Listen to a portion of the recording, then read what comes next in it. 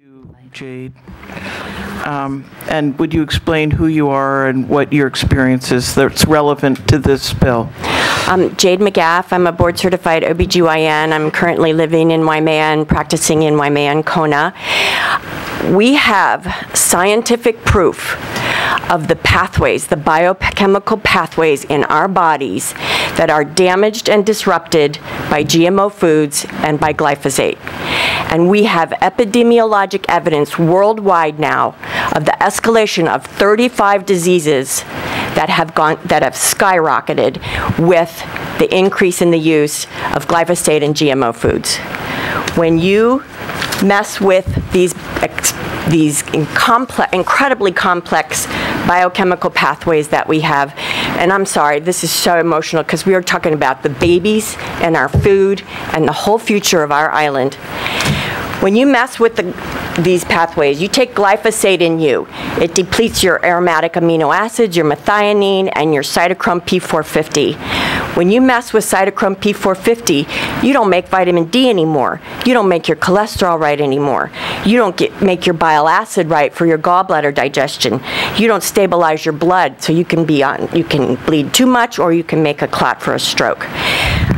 I kept wondering, why is everybody being low in vitamin D in this incredible climate that we have, whether or not they're using sunscreen or going outside? It's because now I saw this at 10 o'clock last night listening to Dr. Seneff's presentation.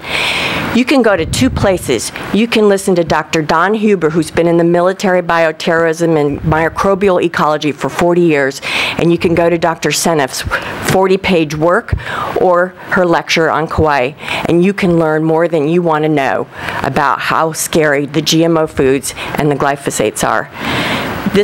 Here's a page of how fast it affects a placental cell. 18 hours at 100 times less the amount than we're currently allowed to use on our people, on our plants. Here, it induces breast cancer in endocrine-related breast cancer, not non-endocrine related breast cancer, because it's an endocrine disruptor. Here's a study in Canada where all the canola is 100% GMO now. The studies found the byproducts of glyphosate in the pregnant women and in their fetuses. And there's finally a study out that shows, yes, this protein, you give that plant AIDS, you give them this protein, you inject it into their DNA, you give them AIDS. Yes, it's traveling through our guts, our ruined, leaky guts, and into our bodies. There is horizontal transfer. We are being colonized with these proteins. We've had this experiment once with HIV. Do we want to do this again? Do we need to do this again? That's probably my 2 minutes, right? Well, you don't have a time limit. If you go to Dr. Nancy Swanson's work, you can see her entire article, or you can see the series in the Seattle Examiner.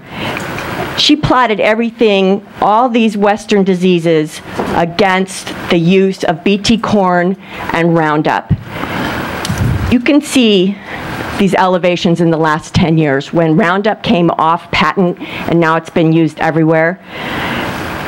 You know anybody with liver cancer, obesity, hypertension, acute kidney failure, rheumatoid arthritis, constipation, irritable bowel syndrome, autism, Alzheimer's?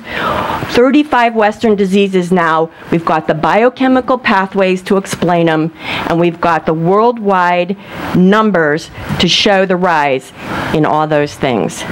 So Nancy Swanson, Dr. Seneff from the Massachusetts Institute of Technology. She's a senior research analyst. She's got a 40-page paper with almost 300 references. I don't know what more we need. What more do we need?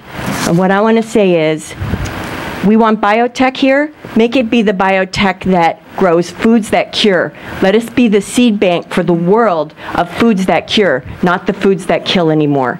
Find out how to remediate what we've done to ourselves and our planet right now. And finally, from Alice Walker, and, you know, I was just crying about this stuff, but so Alice Walker's book, she says, we can heal anything we love. Thank you. Thank you. Why don't I let Hector and then let it.